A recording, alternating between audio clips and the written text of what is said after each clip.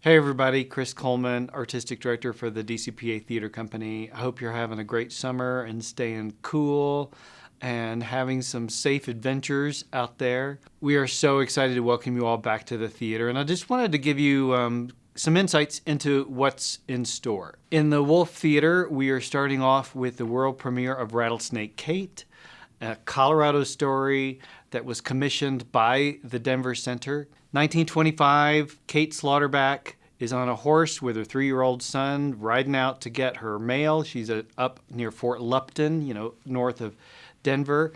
5 rattlesnakes come up out the ground. She takes her rifle out. She shoots them like you do.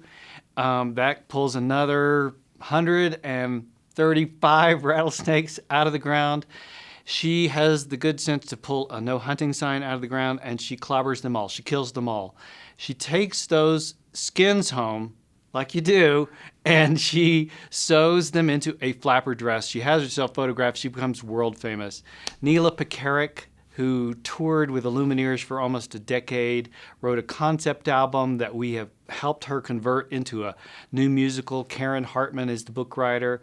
It is so thrilling. And what I love about it is it's about a ferocious woman who is ahead of her time, and it's about a Colorado pioneer and a Colorado musician, and I couldn't be more excited about it. And then the first show in the Killstrom Theater, formerly the Space Theater, is In the Upper Room. It's a show we workshopped at the Colorado New Play Summit 2 years ago.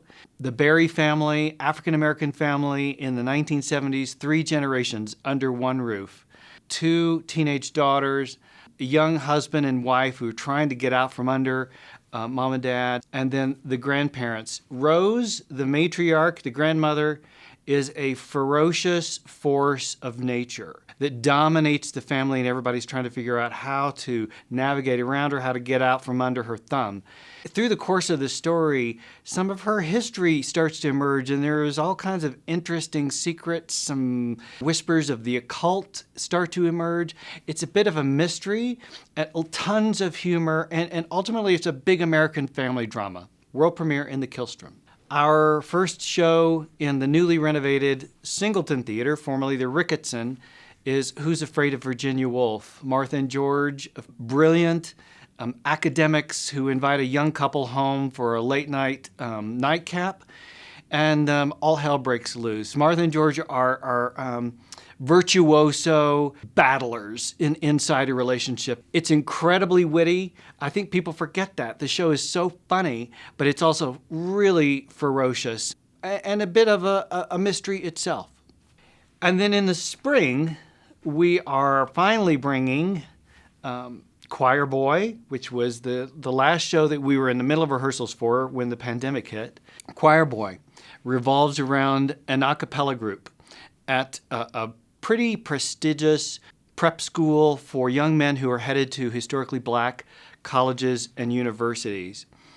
Ferris, very gifted, very outspoken, kind of bossy young man, gets selected to sing the solo and to lead the group. Pretty controversial because he's a bit full of himself even though he's super talented. He also has questions about his sexuality, which don't really play so hospitably in that environment.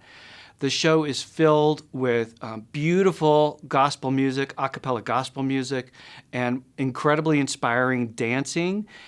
It's a story that I think we haven't seen very often on stage. This young black man, super talented, coming of age with all of these layers of questions. There's something inspiring about it. I can't wait for you to see that one.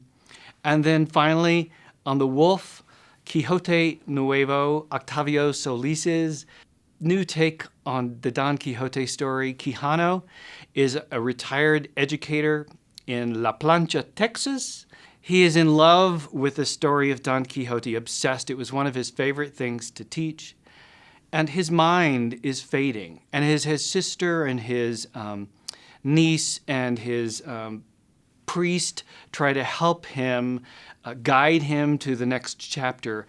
He toggles back and forth between the current reality and the fantasy of himself as Don Quixote. It is a raucously fascinating story filled with Tejano music and a bit of movement and celebration, and quite different, and I think a wonderful way to end the season.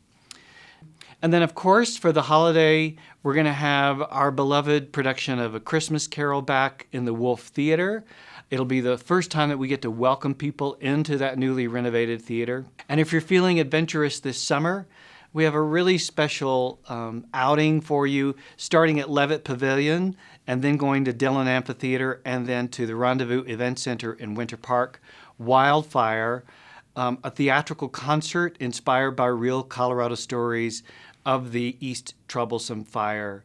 We captured stories from people who were impacted personally by the fire. We telescoped it into about a 90-minute retelling and then wove it together with beautiful folk music by Colorado artists. I think it's going to be super special, really touching. And the thing I love about it is that it really reveals the compassion and the resilience of people in the Colorado region.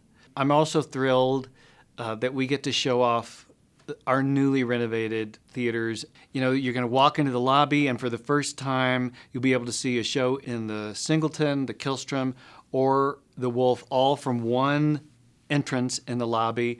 Newly, much more graceful ADA seating in each of those theaters.